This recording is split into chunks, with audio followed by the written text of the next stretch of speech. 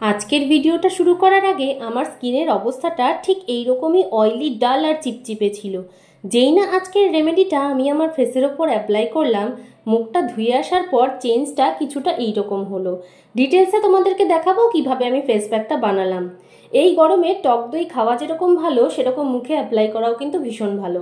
নিয়ে নিচ্ছি পরিমাণ মতো টক দই, তার মধ্যে দিয়ে দিচ্ছি মধু। কোনো ব্র্যান্ডের ব্যাপার নেই, যেটা তোমাদের ঘরে আছে সেটাই তোমরা ইউজ করতে পারো। রেশিওটা নিজের ইচ্ছে মতো পরিমাণ মতো নিতে পারো। এর মধ্যে নিয়ে নিচ্ছি অল্প একটুখানি কস্তুরি হলুদ, তোমাদের কাছে যদি রান্নার হলুদ থাকে এক চুটকি নিতে পারো। এবার এর মধ্যে নিয়ে নিচ্ছি বেসন। আমার কিন্তু এটা স্কিনের লাগানোরই বেসন, যেটা আমি অনলাইনে পারচেস করেছি। তোমরা কিন্তু রান্নাঘরের বেসনও ব্যবহার করতে পারো, সেটাই কিন্তু প্রেফারেবল, কারণ সবার কাছে এটা থাকে না। এবার এই কয়েকটা মাত্র ইনগ্রিডিয়েন্টকে খুব ভালো মতো করে মিশিয়ে নেব। দইয়ের মধ্যে থাকে ব্লিচিং প্রপার্টি, এটা কিন্তু ন্যাচারাল ব্লিচ, আর ট্যান খুব ভালো মতো করে দূর করে। এছাড়াও বেসনের মধ্যে থাকে স্কিনের পিএইচ ব্যালেন্স করার প্রপার্টি। হলুদ স্কিনে ব্যাকটেরিয়া ফর্মেশন দূর করে, স্কিনকে ব্রাইট করে। আর মধু অ্যান্টি এজিংয়ের মতো কাজ করে, স্কিনের মধ্যে একটা ময়শ্চারাইজেশনের লেয়ার বজায় রাখে। ঠিক এইভাবেই ভালো মতো করে জিনিসটাকে মিলিয়ে নিতে হবে।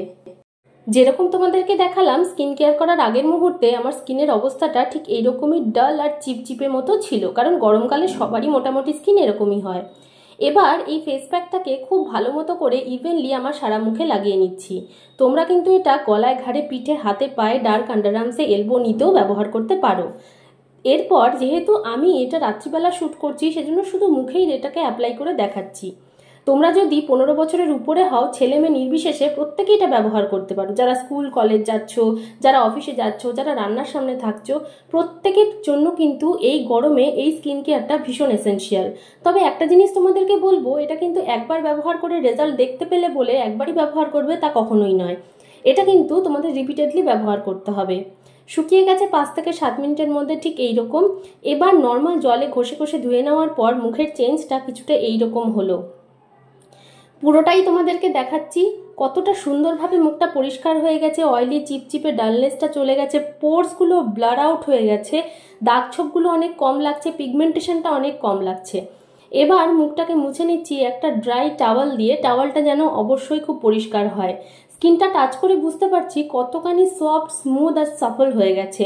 একদম গ্লাস স্কিন যাকে বলে, একদম বেবি সফট স্কিন লাগছে। অবশ্যই এটা ট্রাই করো।